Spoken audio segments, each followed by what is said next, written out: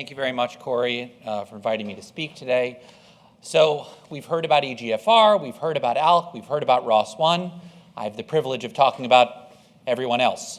So here are my, there we go. All right, so why is next generation sequencing very important? So we've seen this pie chart already today, or similar pie charts, and what we can see is that this is just breaking down adenocarcinoma of the lung. And we've learned earlier this morning about EGFR targeted therapy for that big green area, but we're seeing these ever shrinking pieces of the pie that represent subgroups of lung cancer that likely have different pathology, and they will respond differently to therapies. Now, when we do our assessment previously, we used to do a biopsy, and then we check for EGFR. Is it there? No? All right, well, we'll check KRAS now. Is it there? No. And each time we do that, we have to wait. And each time we do that, we use a little bit of the tissue.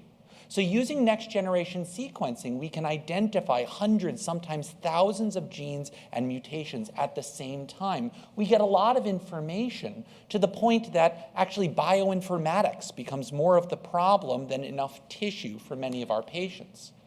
So BRAF mutation is an example in which we're able to stand on the shoulders of other people's work, honestly. So BRAF mutation is well known to exist in melanoma, and there is significant data surrounding targeted therapy in that space. And so because of the use of next-generation sequencing assays, we know that BRAF mutations also occur in non-small cell lung cancer. It's not very common. It's about 1 to 3% of patients. It's largely V600E mutations, and it's important to remember that. Other mutations can be sensitizing in melanoma, but in lung cancer, it really does seem that the V600E mutation, or V600 in general, is really the one that responds to targeted therapy. These patients have a relatively poor prognosis. They have decreased both progression-free and overall survival. Many of these patients are smokers, which is distinct from some of the other targets. But we know that targets can work in this disease, at least in melanoma. Dabrafenib has a single agent overall response rate of 53% in melanoma. When you combine it with trametinib, it increases to 69%. So when we look in lung cancer, this is dabrafenib single agent, you have an overall response rate of 33%. This waterfall plot is pretty good. Okay, it's not as good as we were seeing for ALK and ROS1, but we're seeing some evidence of activity. Progression-free survival, 5.5 months, and a duration of response, which is respectable in the targeted world of 9.9 months. But when you add trametinib, you can see that the overall response rate almost doubles, going up from 33% to either 63.2% or 64%, depending upon where they are in the treatment schema. So these are two studies which have been published in Lancet Oncology. The first indicated those patients who had previously been treated with cytotoxic chemotherapy, and below, it's patients who are treatment naive.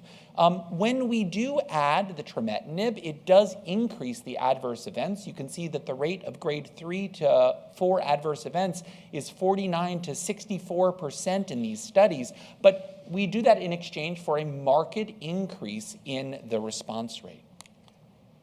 HER2 is another situation in which we can take advantage of, again, other people's hard work. So HER2 is a known target in breast cancer, but it turns out that HER2 can also be amplified in lung cancer. About 59% of non-small cell lung cancer shows overexpression. If we limit that to grade 2 to 3 plus, it's only 30%, still a substantial number.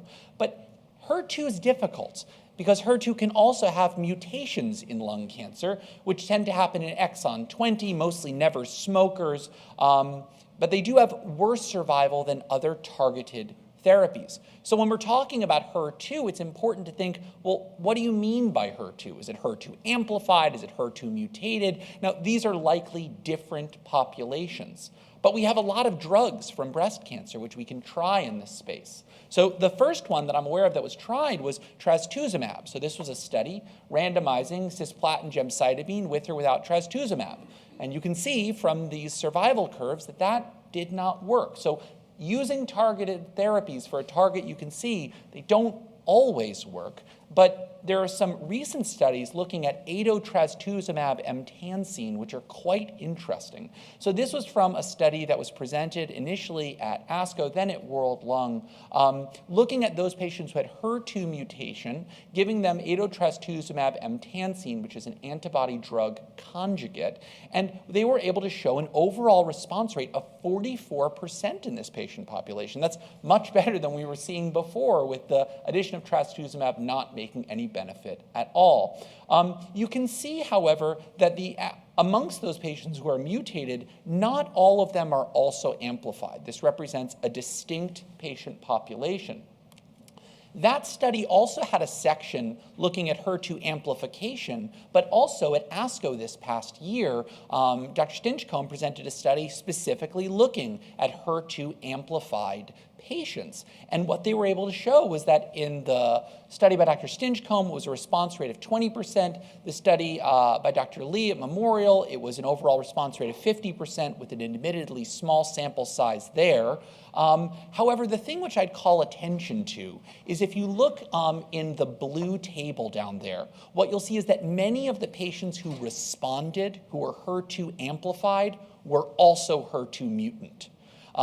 And it was previously thought these were completely separate patient populations. I think it's more likely that the HER2 mutant patients tend to be amplified somewhat, and not all HER2 amplified are mutant. But it remains to be seen exactly how to apply this moving forward. But this is certainly an appealing option in the future when I have a patient, I do an NGS panel, and I see a HER2 mutation. RET translocation is another issue which comes up. Now, RET mutations have been seen repeatedly in medullary thyroid cancer, but fusions tend to be present in either papillary thyroid cancer and non-small cell lung cancer. Similar to ALK and ROS1, these are present in a small portion of adenocarcinomas, generally young, never smokers. They tend to have a more poorly differentiated histology. They also have different partners. So RET can partner with either KIF5B, CCDC6, lots of different things, and it's unclear whether each partner affects how it's going to respond to therapy. So this is from a review article that was published very recently by Dr. Drillin, looking at sensitivities of the various agents that have activity in RET. So dark green indicates a high degree of affinity, whereas red indicates a low degree. And what you can see here is it's a real mixed bag. We're seeing affinity for RET, but as you get into the mutations, as you get into various target partners, the affinity goes down substantially. And if we look at the response rates, the waterfall plots from 3 agents that have been evaluated, I selected here cabozantinib, vandetanib, and RxDX105, we can see that the waterfall plots are not quite as deep and the response rates are not quite as good as we expect from other targeted therapies. And this was actually presented, I thought, quite nicely in this chart, which was in Dr. Drillin's review article. So on the x-axis here, you can see the objective response rate. And on the y-axis is the median progression-free survival. If we look all the way up in the top right, you can see osimertinib and alectinib with significant activity, both in the response rate and the progression-free survival. Most of these RET inhibitors are multi-target inhibitors that are relatively dirty drugs. So their degree to inhibit and target RET specifically is likely less. And so that's why we're probably seeing less response rate and progression-free survival with these agents. So I have here all the breakthroughs in KRAS mutant lung. Oh, my slide is broken, I think. No, there have not been any fantastic breakthroughs that I'm aware of in KRAS mutant lung cancer, so I'm going to skip that section. All right, now moving along. So MET exon 14 skipping mutations, these tend to be seen in older patients, but there's 2 groups here. So amongst patients with adenocarcinoma, they do tend to be seen in older never smokers, but these can also be seen in patients who have either pleomorphic or sarcomatoid carcinomas. And this, I think, is very important because that subgroup tends to do quite poorly. And if I have a patient previously who came in with a sarcomatoid carcinoma, my inclination would not necessarily be to do a next generation sequencing assay because I'm unlikely to find an EGFR mutation in that population. However, recent data have shown that there's nearly 30% a rate of MET exon 14 skipping mutations amongst patients with sarcomatoid carcinomas. And there's a high rate of early stage disease with MET exon 14 disease. And the reason this is important is that when you give patients with MET exon 14 skipping mutations, either crizotinib or cabozantinib, you can see remarkable responses. And this is the sort of response that I would expect from other targeted therapies. These tend to be durable responses.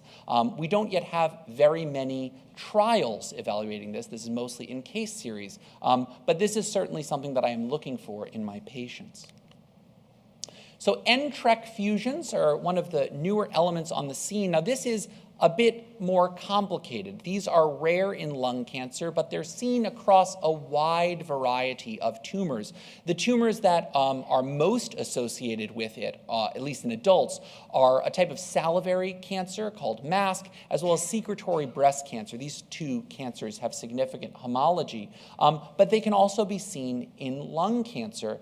Detection of this through traditional NGS is difficult because of the way the gene is structured.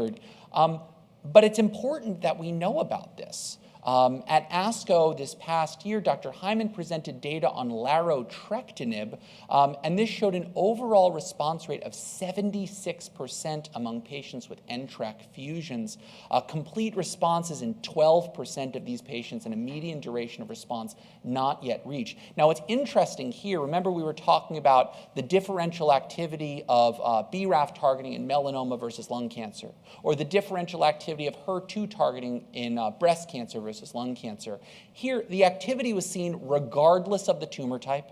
It was seen regardless of the fusion partner. So this just seems to be an activating fusion that is important to identify because even though rare, when it is identified, it has a profound impact for that patient.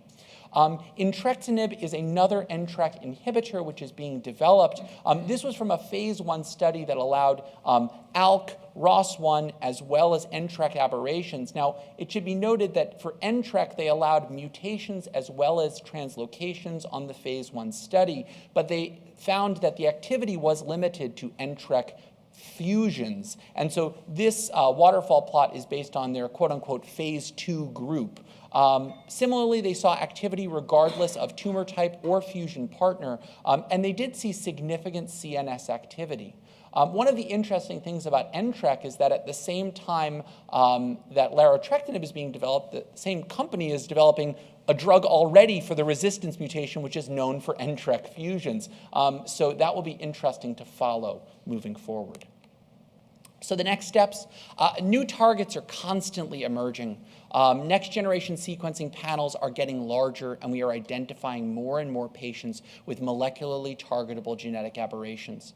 Bioinformatics are a growing problem, but resistance remains a uniform issue in targeted therapy. And I mean that it's uniform in that nearly all patients experience it, not that they have uniform mechanisms. So we probably don't have a uniform solution. And that's why it's absolutely essential that for patients who are on targeted therapy, that we do repeat genetic assessments, whether through biopsy or through liquid biopsy, to identify mutations that may be causing the resistance.